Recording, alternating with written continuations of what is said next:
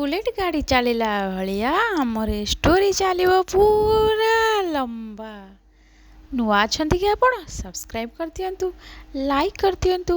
हाथ को कष्ट लागुची गोटे बहुत लाइक। समय पहले सूर्यगढ़ राज्य नाम का एक समृद्ध राज्य था। वहां राजा वीरेंद्र और रानी पद्मिनी राज करते थे। कई वर्षों तक संतान न होने के बाद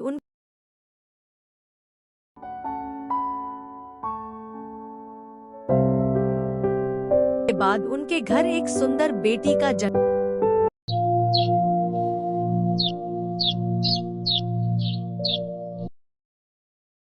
हुआ। उसका नाम रखा गया राजकुमारी अनन्या। पूरे राज्य में उत्सव मनाया गया। लेकिन जन्म के तीसरे दिन एक वृद्ध ज्योतिषी महल पहुंचा। उसने राजकुमारी को देखकर कहा, महाराज, यह बालिका साधारण नहीं है। इसका भाग्य रहस्यों से भरा है। यह एक दिन राज्य को बचाएगी, लेकिन उससे पहले इसे बहुत कठिन परीक्षाओं का सामना करना पड़ेगा। राजा चिंतित हो गए। क्या कोई खतरा है? राजा ने पूछा।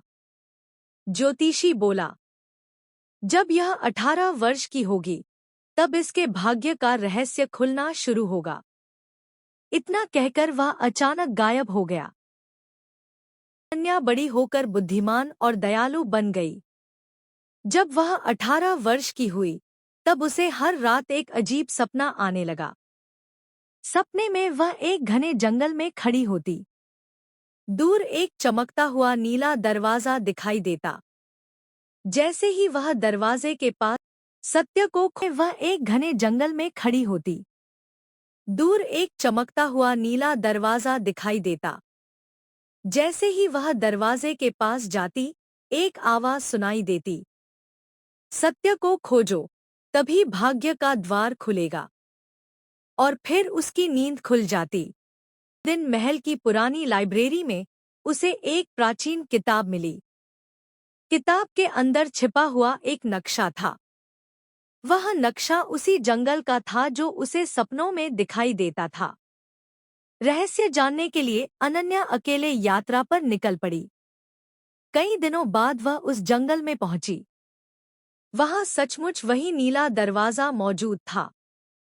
दरवाजे तक पहुंचने से पहले उसे एक घायल हिरण दिखाई दिया। उसने अपने लक्ष्य को छोड़कर पहले हिरण की मदद की। जैसे ही उसने ऐसा किया, दरवाजा अपने आप खुल गया। दरवाजे के पीछे एक विशाल गुफा थी। वहां एक दिव्य आत्मा प्रकट हुई।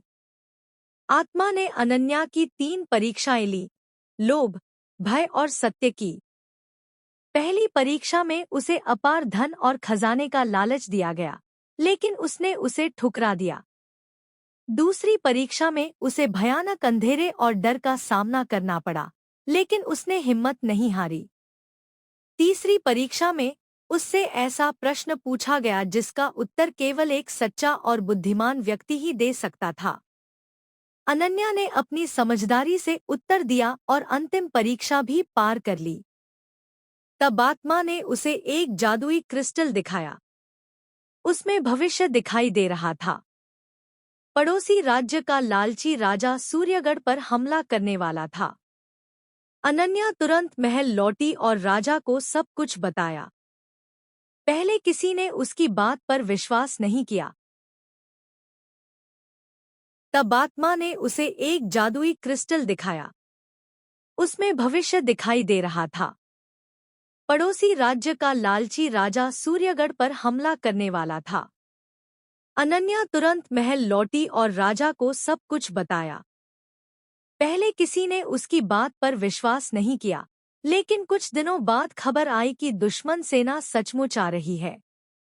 अनन्या ने अपनी बुद्धिमानी से राज्य की रक्षा की योजना बनाई। उसके नेतृत्व में सेना ने दुश्मनों को हरा दिया और सूर्यगढ़ सुरक्षित बच गया।